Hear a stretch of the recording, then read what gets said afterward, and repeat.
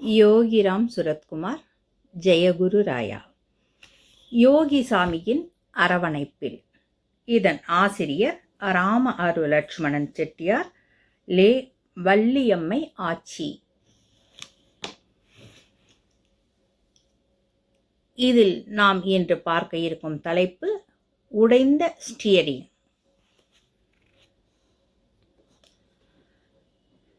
பகவான் ஆசிரமத்தில் இருந்தபோது என் மூத்த மகன் வெங்கட் என்கிற அருணாச்சலம் அங்கு வந்தார். அவன் ஓசூரில் வீடு கட்டியிருந்தான். அதன் கிரகப்பிரவேசத்துக்கு சாமியை அழைப்பதற்காக வந்தான். நாங்களும் மகனின் பால் காய்ச்சி நிகழ்ச்சிக்கு சென்று வரட்டுமா என்று சாமியிடம் கேட்டோம். சாமியும் சென்று வர உத்தரவு தந்தார். பகவானின் ஆசிரமத்தில் இருக்கும்போது சாமியின் உத்தரவு இல்லாமல் எங்கும் சென்று வரக்கூடாது. எனவே எங்கு செல்வதென்றாலும் சாமியிடம் கேட்டுத்தான் முடிவு செய்வோம்.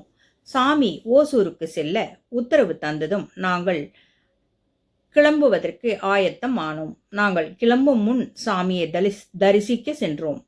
அப்போது யோகி இன்று செல்ல வேண்டுமா என்று கேட்க நாங்கள் அதிர்ச்சியில் உறைந்து போனோம். பிறகு நான் சாமியிடம், நீங்கள் உத்தரவு தந்த பிறகுதானே சாமி நாங்கள் கிளம்புகிறோம் என்றேன். உடனே சாமி அமைதியாக புன்னகைத்து கொண்டே, சரி, விழா சிறப்பாக அமையும், எந்தவிதமான பிரச்சனையுமின்றி நல்லபடியாக சென்று வருவீர்கள் என்றார்.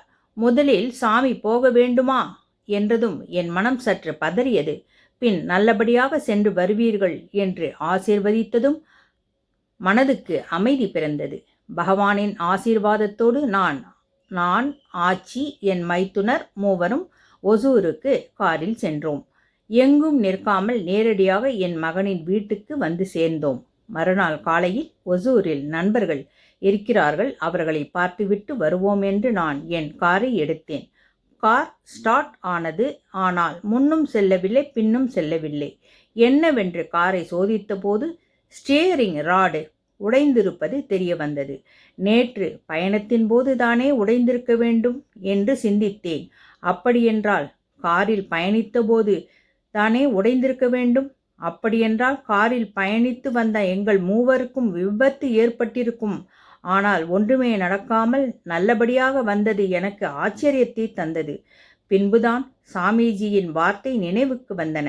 சாமி எங்களை போக வேண்டுமா என்று கேட்டதற்கு அர்த்தம் அப்போதுதான் புரிந்தது. காரில் உள்ள பழுது பகவானுக்கு தெரிந்திருக்கிறது. ஆனால் பகவானின் ஆசீர்வாதமும் அருளும் எங்களை காப்பாற்றியது என்பதை உணர்ந்ததும் ஓசூரில் இருந்து கொண்டே பகவானுக்கு நன்றி சொல்லி வணங்கினேன். யோகிராம் சுரத்குமார், ஜெயகுரு ராயா. பகவானின் அரவணைப்பிலேயே என்றும் நாம் அனைவரும் இருப்போம்.